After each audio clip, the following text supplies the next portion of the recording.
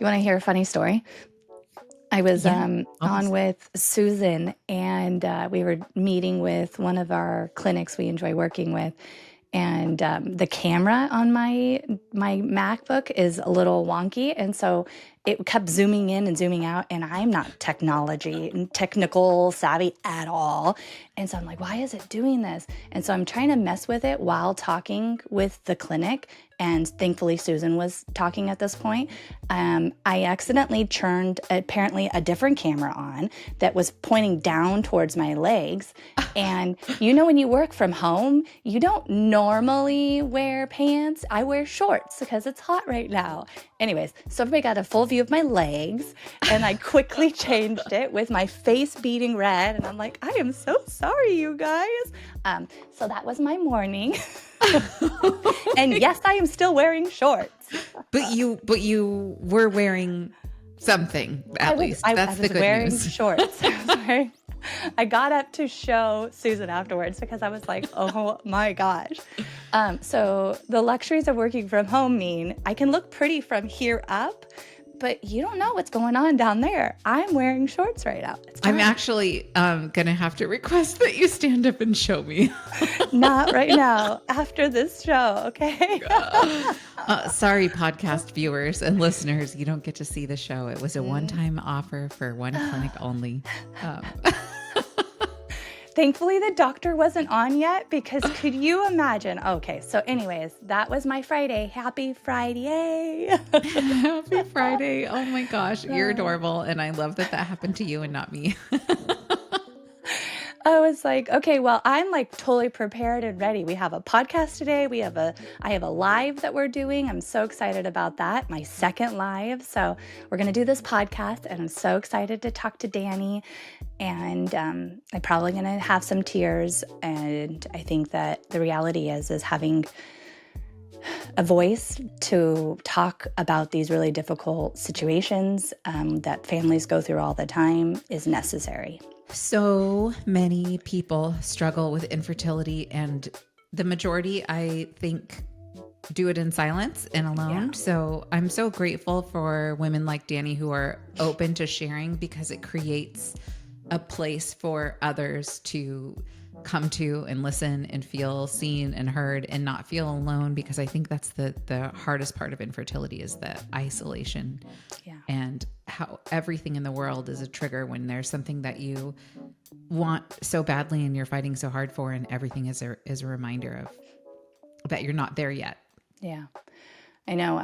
I have a girlfriend, next door neighbor, who they struggled to get pregnant with their first child, and we're talking 7 years of infertility, and finally had their sweet baby boy, and he's now 5, and since that time they were trying for a second, and I've been by her side through all of it, with the loss and the miscarriage, and then now being pregnant.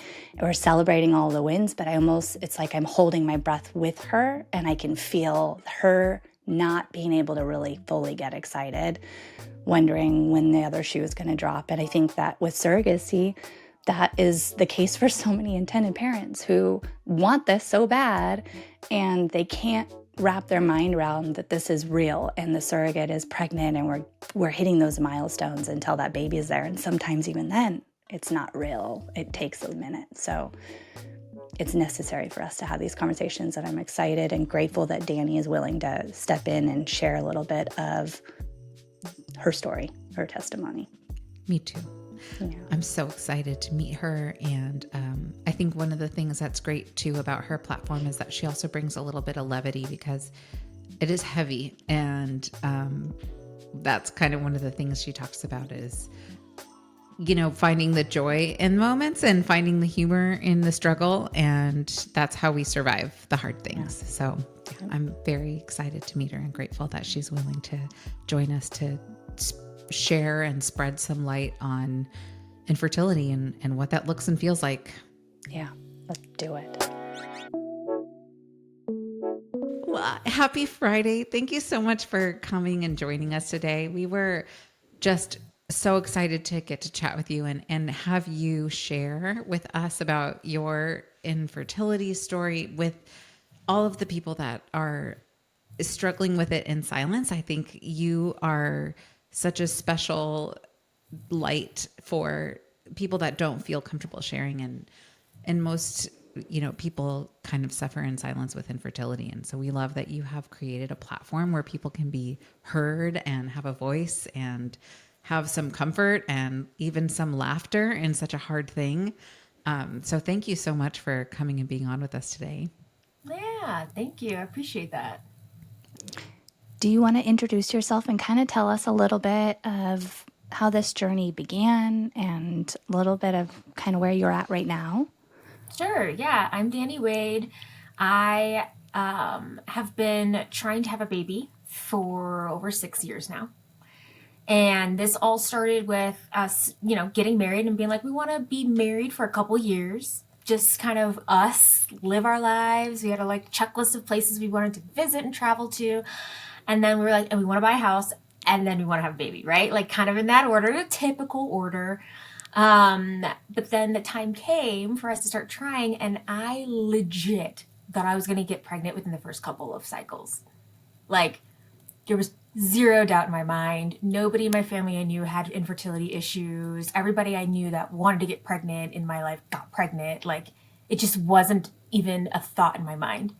And 6 months went by, and I was like, I guess I should start tracking my ovulation. I was literally reading things because I didn't even know anything about ovulation. Like, that's how fresh I was into just old school sex ed. Whatever they taught us is what all I knew, which Don't wasn't get much. pregnant. Yeah, don't get pregnant. If you're going to be on birth control, which I was on Yeah. birth control for a long time. Yeah. And then once I read more and more and was doing all the things and nothing was happening, I was like, oh, they say at a year, go see a doctor. And so that's kind of how I got started in learning that I was considered infertile and that I would need interventions to try to get pregnant. And that's when I started my journey of started out with medicated cycles and then went into IUI and then eventually IVF. And you have done a lot of IVF cycles from what I was reading about. You've had a lot of IVF. And I know as a three-time surrogate, IVF is very taxing on your body and on your mind, and just the pressure that you put yourself under, and the injections and the lumps and all the things that go into that. Is that something that you are planning to continue? Are you still on the journey of trying to grow your family? And Yeah, I'm still actively in treatment. We're at a point now. We did our final egg retrieval in January. That was our fifth egg retrieval. I did And two back that's to back. hard The too. first time was Yeah. yes, was a huge decision. Yeah. But timing wise, I was like, if we're gonna do it, this is the time. Like, I don't want Yeah. to spread this out, and like I have basically been doing my entire journey, spreading things out and having to wait and Well, it's hope for the best. costly too. That's the Mm-hmm. other side of it, you Mm-hmm. know? Mm-hmm. Yeah. So, yeah, I just did my last egg retrieval in January, and then I've basically been prepping for my transfer cycle, which is coming up in May. In May. Okay. Yeah. All right. Well, we'll be sending all of the good vibes your way. I think, Thank you. I appreciate it. I need them. I need all yeah. of Yeah. I know. I had a friend who was struggling with infertility, and we were in our 20s when this was happening, kind of similar to what you're saying. It's like you don't talk about it because you don't think that that's a thing. And them. especially when you are young and it's supposed to be fine and you're healthy and there's no indication otherwise. And then when I watched and walked alongside her in that journey, it was heartbreaking. And it's what led me to be a surrogate and do my journeys. And I think that the reality is there are so many families, intended parents who are trying to grow their family who are struggling in silence. And that's the hard part, is because then you start to think, I'm alone and I'm doing this and I'm the only one out here who is struggling. But the Hmm. reality is this is a really big serious topic that I think we need to be talking about more, because a lot of families are, and why, and how do we bring more awareness to that. So I Yeah. love that you have this platform, as raw and vulnerable as I can even imagine it is, for you. What do you feel like this platform has done for you as far as the outreach and the pour of people coming in, probably supporting you? Yeah, it's been a great combination of support and actual genuine connections, but also like I learned so much from other people who have been on this journey. And, it's outside of my little bubble in Colorado where I'm connecting with people around the world Yeah. who have different journeys. And I think it's helping to kind of release some of the stigma and shame around infertility. That's one of the things that, like, I don't think I necessarily felt myself in all of this. I maybe had moments of it, but I think that a lot of people I encounter, the reason they don't talk about it and they're so like thankful that I do so publicly is that they're like, I don't want other people to know I'm going through this. Yeah. My family doesn't even know I'm going through this. I don't even know how to wrap my head around it before I even invite other people into this journey. And so they're like looking for guidance on how to do that, even just announcing to their family, this is something we're pursuing. There's shame around how much it costs to pursue treatment and other alternatives to growing your family, like surrogacy, right? There's a lot of misinformation. And there's not a lot of people who look like me that are doing this on a platform like Instagram, TikTok. So that was another reason why I really felt strongly about not only sharing my story, but also educating people along the way so that more people felt connected with, heard, understood, and they felt like they had a source of confidence in me rather than more noise that they get from Googling and being on a lot of different like websites where, people are just, they're speaking about their experience, which you never want to shut that down. But a lot of times they speak as though that's the ultimate truth. Like that is all there is. And then you start to feel even more isolated because you're like, well, it only took that person one time. Or their family gave them money. So of course they were able to pursue that. And you know what I mean? There's all those examples that start to make you feel like it's more and more unattainable to be able to grow your family with IVF or any other type of expensive treatment. And that's the trap really too, is comparing your journey to other people's journeys and or your family building experience to others, because they all happen so differently. And some people have it really easy and some people have, I think everybody has their own struggles, whether you get pregnant easily and it's hard to maintain a pregnancy, or whether you get pregnant easy and you have children easily and it's, a lot of people that are not ready. I just wish there was more equality in how people could build their families, because I feel like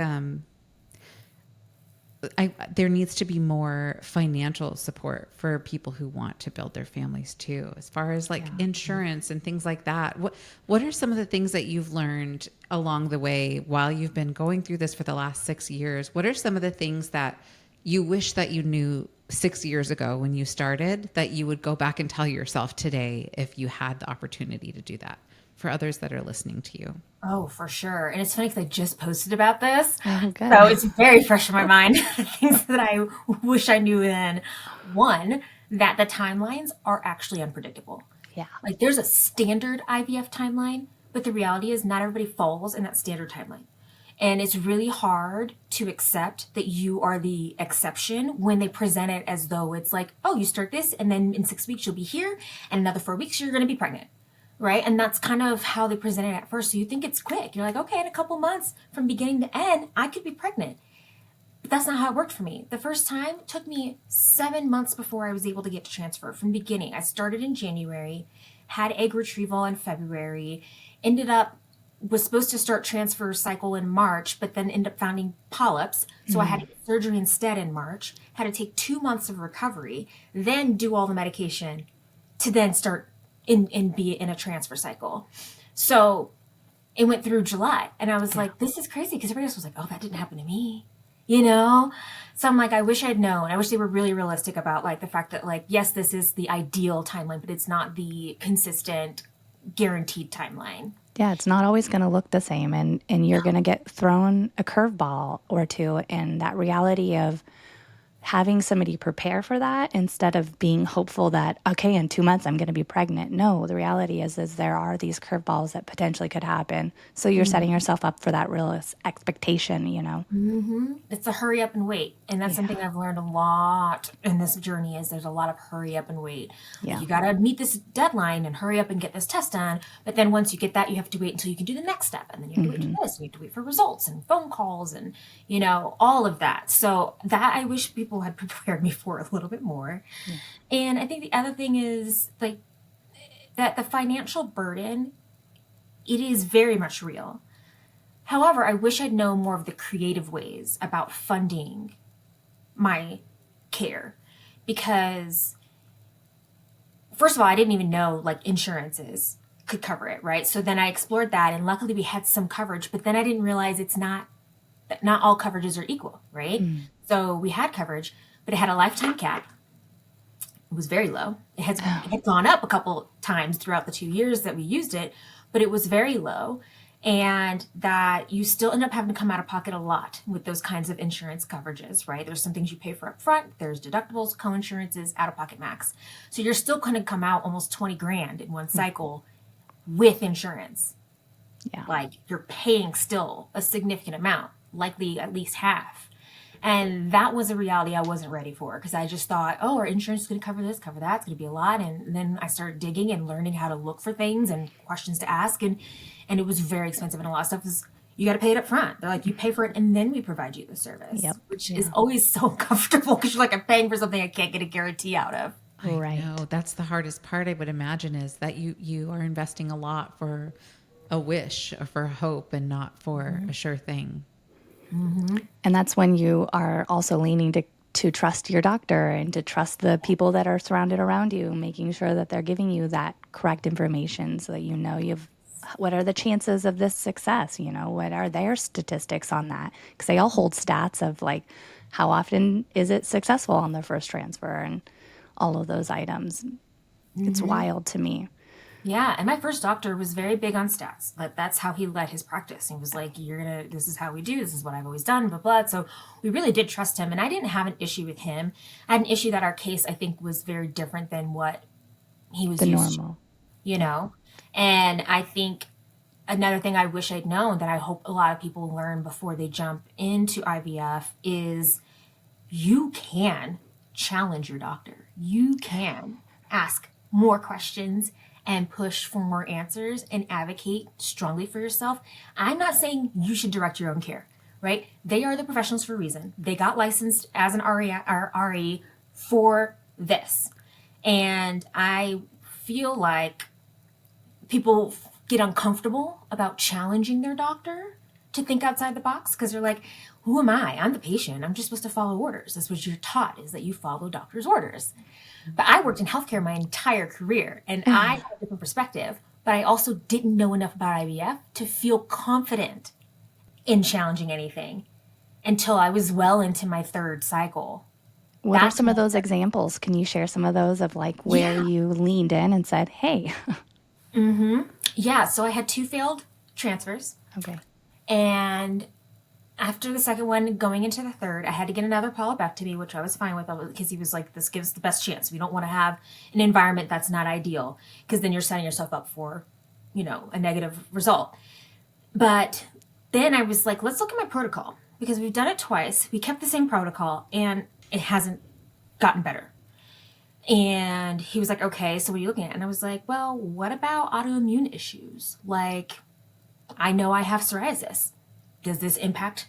Because I've read that it is has an autoimmune effect. It's and I kind of questions like that, where I was like, so would there be something that we put in the protocol to kind of combat that? Because I know that can impact the environment, individual environment, and the chances of implantation. And so that was something, and he was like, sure, usually I prescribe this, but I think in your case, we should prescribe this. And he put me on the medication and said, let's give it a try. I think also when it came to switching clinics, I felt really uncomfortable, because you get this real weird sense of like, I need to be loyal to the clinic I started with. I did my IUIs with them, and then I did my IVF with them. And I just felt like I needed to keep going, because eventually it was going to work. But after our third cycle was successful but landed in a miscarriage, I went in for a 4th cycle, and that failed. And it was the worst cycle we had. And I was like, okay, I can't keep doing the same thing expecting a different result. Yeah. Like I have to let myself be uncomfortable with the idea that like, this isn't necessarily the best environment for me to possibly get the positive result that I'm looking for. And it took a while. I mean, we took a full break. We thought we were done with IVF. And that's another thing I would say, advocate for taking the time. Like, no, I don't want to jump into another cycle. I do want to take my time. Yeah. I don't think it's appropriate for me to just kind of bounce in and out of treatment. And I never felt rushed, but my own personal timelines made me feel rushed. Yeah. You're only getting older. You already had, and then I got diagnosed with poor egg quality, right? And it was just like, and then, we're putting off everything, not being able to go travel the places we wanted to and the time that we wanted to. Because what if I'm pregnant? What if I'm in a cycle? I always prioritized, if they set a date, I'm like, yes, no conflicts. I'm not even going to look for conflicts. I'm not going to plan anything. I'm not going to schedule anything because I want to take the soonest date available. So your life is on hold in that time. 100%. I appreciate you saying that, feeling comfortable and confident to change and be okay if you have to change your doctor. I think I've talked with a lot of intended parents, and that's one of the hardest things is like if it's not working, you see a pattern, and it may not be that doctor's done anything necessarily that's, negatively impacted, but having another perspective that's going to think through some of the behind the scenes of behind the corner type of experiences. And then lo and behold, it is successful when you've made that transition. So will this be your first cycle with this new clinic? Yeah, Okay. and I'm really looking forward to it. Like, it's been a positive experience. And like you said, it's not like I had an issue with my previous doctor. I just think we hit a wall. Yeah. And there was no way around it. They were talking about donor eggs, and I was seriously considering it. But then we stopped IVF, and then I said, if we go back, then we have to do donor eggs. And I was just very much convinced because that's what was presented as the best next step. And then when I finally did decide it was time to go back and I did a consult, I realized with this doctor that I'm with now, she was like, I actually think we should do some testing before we even say that that's necessary. Like, yes, I want you to meet with the donor egg team, but I also want to pursue another, traditional IVF cycle with you and see which one you end up needing based off of your results. And so we did additional testing. We did all the screening. And she was like, I honestly don't see why we couldn't give it a try. If you want to, she was like, of course, you can pursue donor eggs if that's what you feel most comfortable with and confident in. It could be the one thing that makes a difference. But I also don't see why we wouldn't try again with your eggs if we put these other things in place first. She said, because I really believe it's an endometrial lining environment issue. I don't think this is 100% just because of poor egg quality. She was like, it just doesn't make sense to me because you had implantation failure, but then you got implantation, had a chemical, and then you had implantation and had miscarriage. She's like, so a lot of that means that we need to investigate more about your endometrial environment rather than focusing just solely on whether or not you have normal embryos after testing.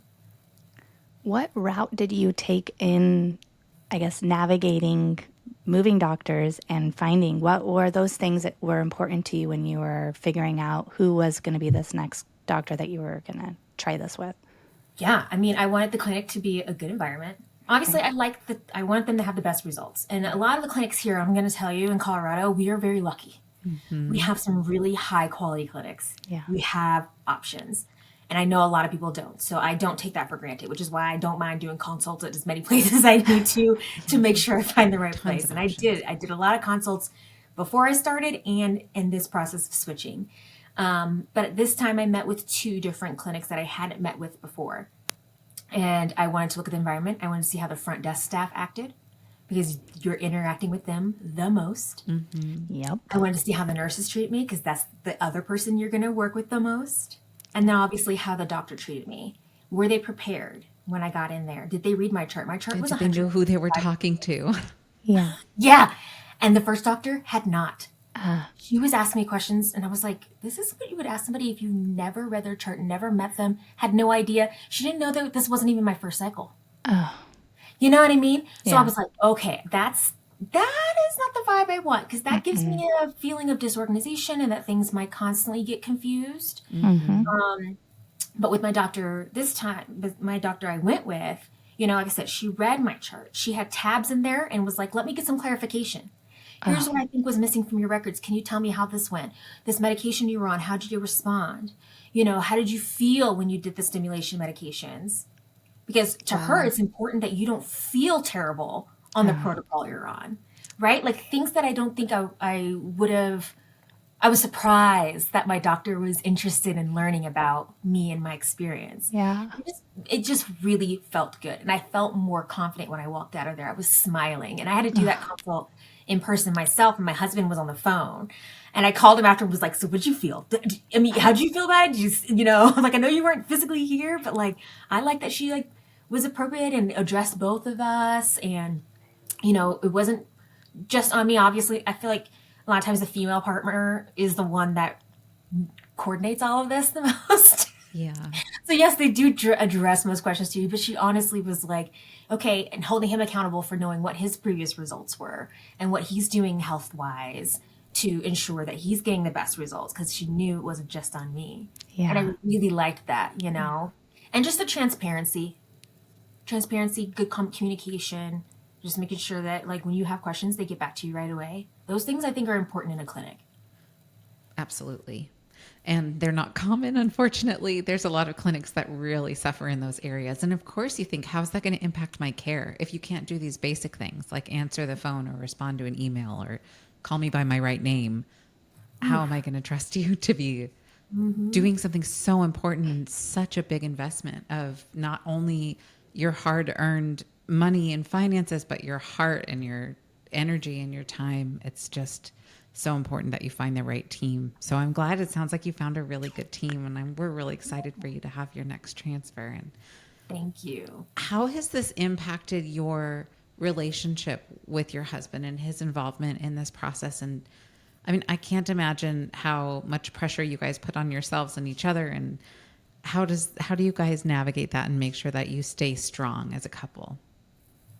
You know, I have spoken on this before, and it's interesting because women do feel very comfortable with me on Instagram DMing me about some things that they probably don't talk to even their friends about, which I take great pride in, knowing that like I am providing a safe environment, a welcoming environment where people aren't afraid to say, I want to ask a few hard questions that might be uncomfortable or really personal. And they always ask permission first, like, are you okay with me kind of sharing this?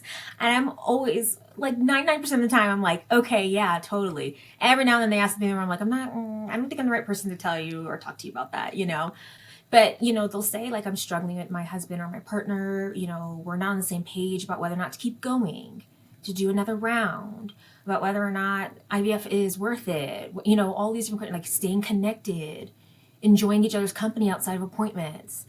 And something that I think has helped my husband and I the most is being able to have regular check-ins where we are honestly saying like, how are we feeling right now about this?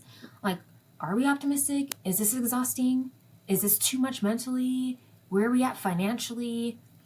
Do we want to keep putting off these things, or do we want to say no matter what, we are not don't want to sacrifice this aspect of our livelihood, our lifestyles, our time together. We spend a lot of time together still. Like, if we don't have other plans, we are together. We're hanging out. Even if it's just sitting down watching TV together, we take our walks together with our dog. We, as much as possible, we still do things together that aren't focused on trying to have a baby.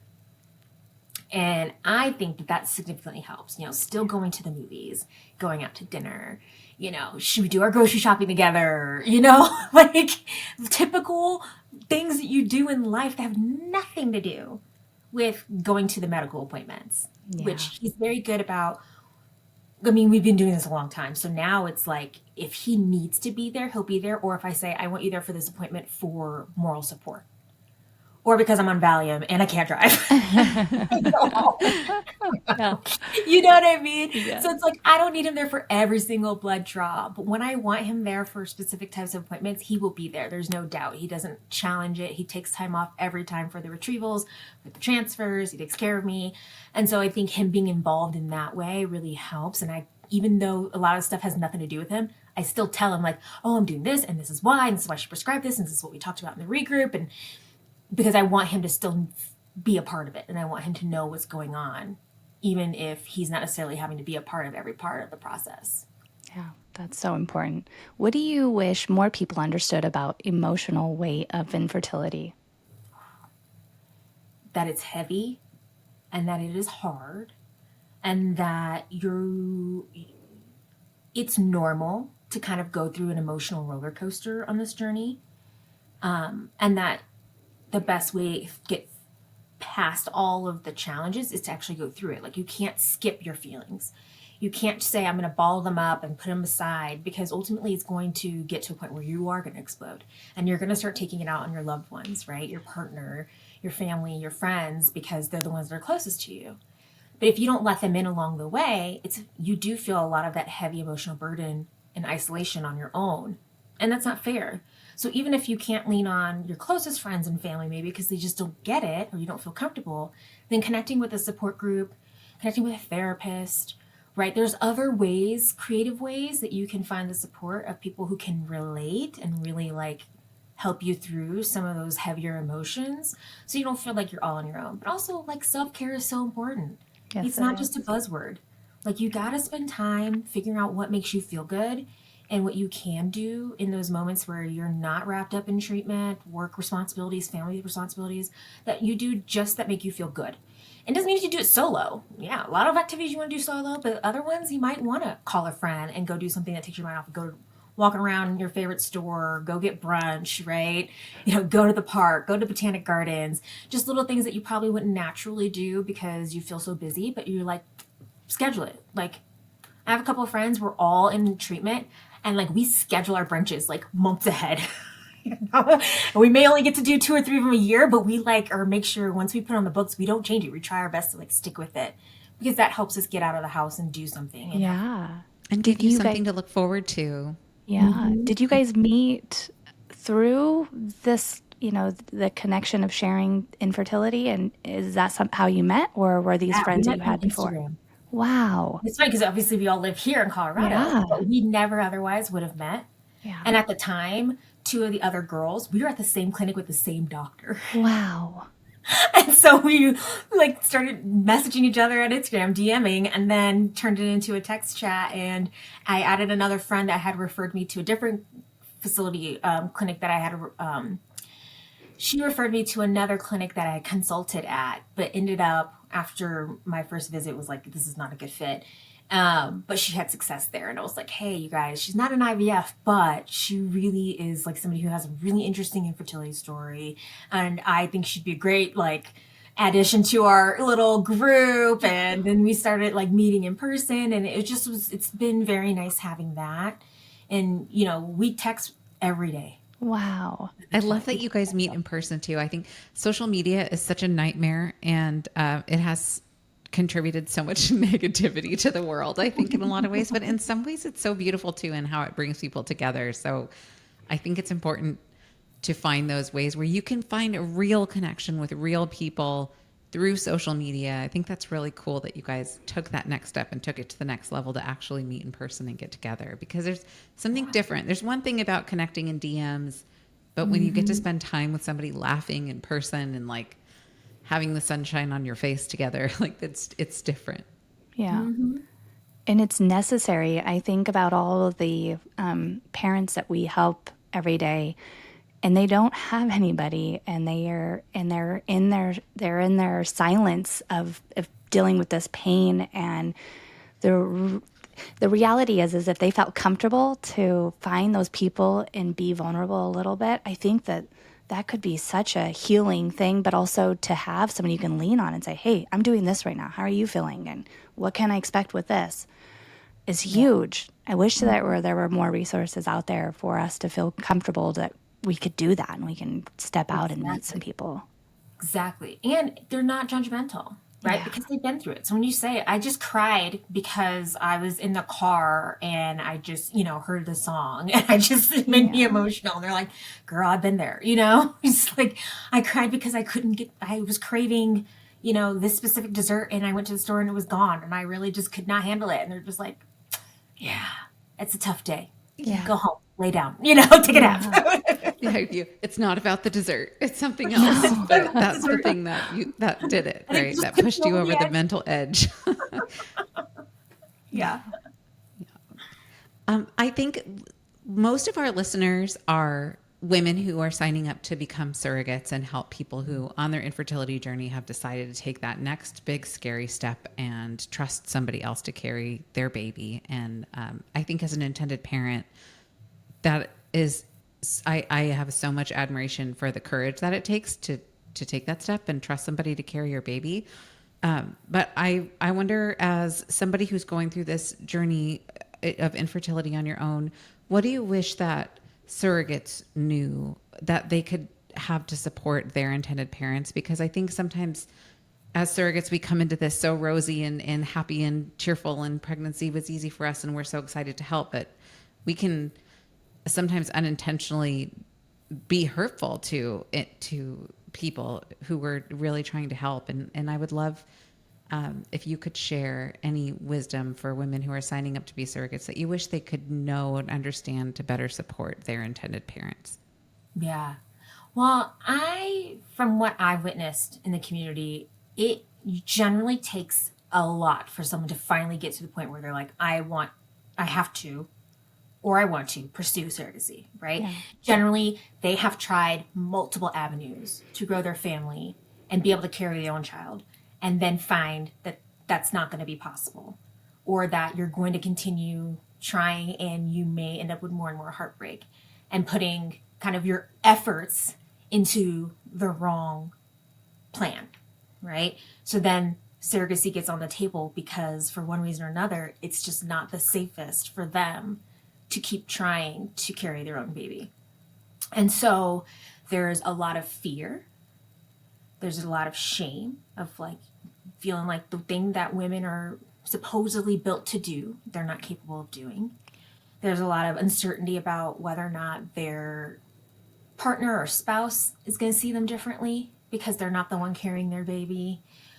They're going to see themselves differently because they feel like, what if there's an issue with physical connection, right? I'm missing this whole journey of doing this myself. So there's a lot of that goes on mentally and emotionally before they say, okay, I'm ready to seek out a surrogate. Yet those feelings still linger, right? It's not 100% like they shut it off and like, yay, joyful, we can be so excited during this surrogacy journey for the next, several months. And so I think as a surrogate, working with intended parents, kind of remembering like that empathy and that compassion for an acknowledgement of like, I understand that you went through a lot before you got to this point. And I'm honored that I'm available and you chose me to help you to this next step and this next chapter in your journey and in growing your family. But I understand, like, I recognize that this can be hard. And then open up the channels and try to create your own personal relationship with them of like, talk to me about your fears. Yeah. Talk to me if there's any concerns or challenges that you're having, being with me or having me go through this journey with you or whatever it may be. Just allow for them to feel like they can open up and talk to you about that. And that, it's not judgmental. Yeah. It's honestly, I imagine this is very difficult. You're still going to get what you want in the end, but the process to get there, it's a long journey. And it looks different than what you ever imagined. So I think that can be helpful. Just opening the channels, having that level of empathy and understanding and relatability, and just helping them feel seen and understood that, like, I get that this might even be weird, weird for you. Yeah. It's not something you witness every day. It wasn't the plan. So yeah, I think that might be my best advice. It's great advice. Thank you for sharing that. Yeah, we try to share a perspective to the surrogate when she's coming through this because she does have so much excitement of like, I get to help them and I'm so honored and I can't wait to see them holding their baby, but the reality is maybe the intended mom is dealing with a lot of grief in this, and there are going to be milestones that she's going to be holding her breath, waiting for that shoe to drop, and might not want to build a relationship with you right away, and has nothing to do with you. It's to do with the grief that she's dealing with getting to this place. And so we try to share that perspective because we really want to be mindful and aware of how all parties are feeling through this process. And it's not an easy decision. And some intended parents want to be involved in the pregnancy and they want to know, how their surrogates feeling, experiencing the pregnancy, and some maybe don't want to see bump pictures, or maybe they don't want to see those things. And there's no right answer. It's Right. what's right for you. And I think Being whatever your respectful level of is, I the think it's so choices. important to communicate. This is something that's hard for me. I'd rather not, talk about this, or it would make me feel so much better if I got to know every little thing, because I can't be part of it. Can I know everything? Can you tell me Yeah. every craving or whatever it is? My intended mom and her husband recorded videos of them reading books and singing songs, and it's called their belly buds, and you can buy them on Amazon. And so they recorded all this stuff and sent it to me. So while I was working during my second journey, I would put the belly buds on my belly, and they got to hear mom and dad's voice throughout the whole journey. And so I feel like there are so many neat tools to really involve the intended parents so they could feel like they're able to be a part of it. Still doesn't, it still shakes out and doesn't feel the same way. But I love that there are those resources out, because for surrogates, they're like, how do I let my intended mom be as involved, my intended parents, the dad, to be as involved as possible, as much as they want. And they're willing to do all the things and jump through all those hoops to make sure you guys are feeling well supported. And I think just the invitation makes a difference, right? Yeah. If part of the process of getting matched is, what level of involvement do you plan to have as an intended parent versus the level of involvement you'd like your surrogate to have in connecting with you, if that's already screened, then being able to revisit that, because sometimes you change your mind. Yeah. Right? What you thought you wanted to do or the distance you wanted to have, maybe you decide, oh, actually, I do want to be more connected. Or I thought I really wanted to know everything, but no, I don't. And being able to have those check ins so that people, like the intended parents, still feel like they're being heard, even if they're not the ones initiating the questions or the challenges. Well, I am so grateful for you to share this, where you've been so far in your journey in the last 6 years. And I am so hopeful that next time we connect, we get to hear good news from you. And I just, whatever happens next on your journey, I wish you all the fulfillment in the world. And I just think that you and your husband are so fortunate to have each other, and to have this platform that you're sharing with others. I think everyone's grateful and the world's better for it. So thank you for being so generous with your experience and with your time. And I know it's not always easy to share, and maybe sometimes you don't want to, but thank you for doing it anyways. And, Thank you. being a voice for so many who don't feel comfortable sharing and really get comfort from you. Yeah. You've got a whole bunch of cheerleaders, I can imagine, and now you've added to that. So there you go. We'll be Yes. following along closely.